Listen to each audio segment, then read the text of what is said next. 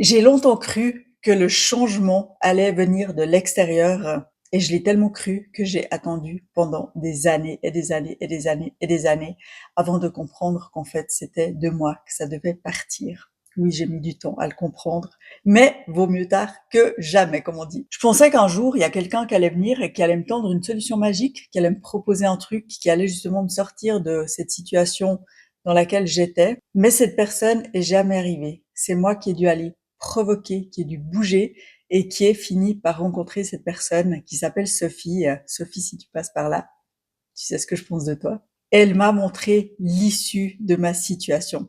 Elle m'a pas tendu une baguette magique, mais elle m'a montré, elle m'a ouvert une porte, elle m'a montré, voilà, là-bas il y a une porte. Si tu veux y aller, tu peux la prendre. Et à cette porte, il y avait un nouveau point de départ.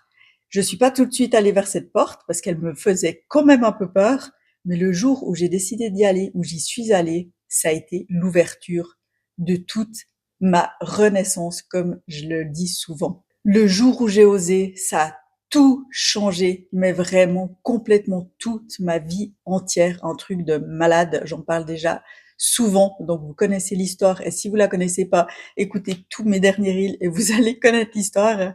N'attendez pas que le changement vienne de l'extérieur. Provoquez ce changement, vous ne le regretterez pas.